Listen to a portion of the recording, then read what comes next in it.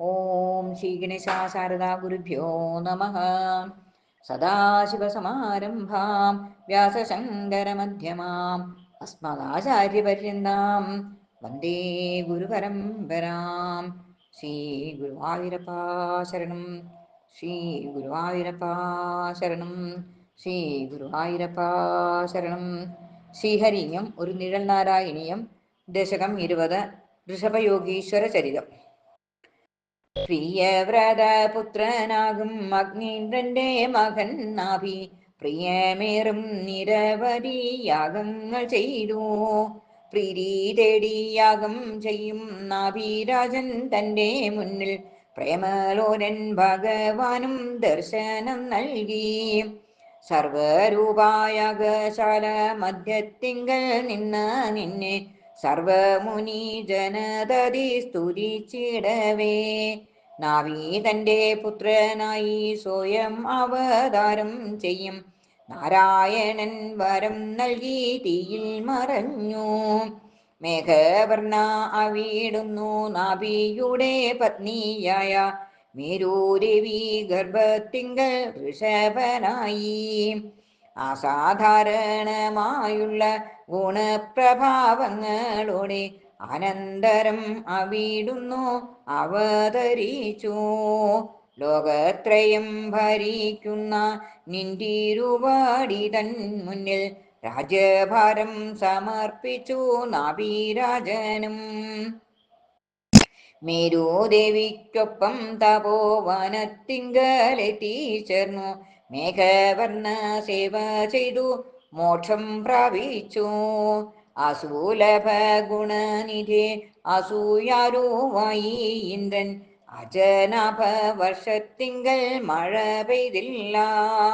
അനൂപമയുഗബല ശക്തിയാലേ ഋഷഭനും ആശ്ചര്യമേകുന്ന വിധം മഴ പെയ്ച്ചു.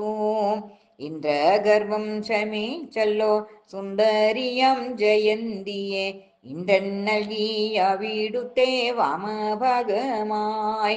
ജയന്തിയിൽ ഋഷഭനു 100 പുത്രന്മാരുണ്ടായി. ജ്യേഷ്ഠനാകും ഭരതനോ രാജാവുമായി. 9 പുത്രന്മാർ യോഗി ശ്രേഷ്ഠന്മാരായിട്ടു മാറി. 9 പേർ ഭാരതത്തെ പരിപാലിച്ചു. ബാക്കിയുള്ള പുത്രന്മാരോ അത്യത്ഭുതമായിടുന്ന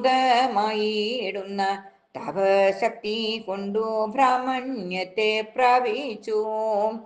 മുനി പുങ്കവന്മാരുടെ മധ്യത്തിങ്കൽ വെച്ചു ഭവാൻ മുക്തിമാർഗം പുത്രന്മാർക്കു ഉപദേശിച്ചു. പരമഹംസന്മാരുടെ വൃത്തിയെയും സ്വീകരിച്ചു. വിവിധമാം പ്രവൃത്തികൾ അനുഷ്ഠിച്ചുള്ളോ. അന്യജനതരിക്കു ബ്രഹ്മോപദേശത്തെയും നൽകി. ബ്രഹ്മഭാവം പ്രാപിച്ചല്ലോ ശ്രീഭഗവാനും. രാഗദ്വേഷ വികാരങ്ങൾ അന്യമായി ആത്മാനന്ദ നിർവീതിയിൽ അവിടുന്നു ധരണി ചുറ്റി. വിവിധ ജന്തുജാലത്തിൻ ജീവിതത്തെ അനുഷ്ഠിച്ചു. വിശ്വദേവൻ പരബ്രഹ്മ സ്വരൂപനായി. കുടകപർവതത്തിങ്കൽ കാട്ടുതീയിൽ ദഗ്ധനായി. മുകുന്ദാനി എൻ്റെ ദുഃഖം അകറ്റിടേണേ. ശ്രീ ഗുരുവായൂരപ്പാ ശരണം.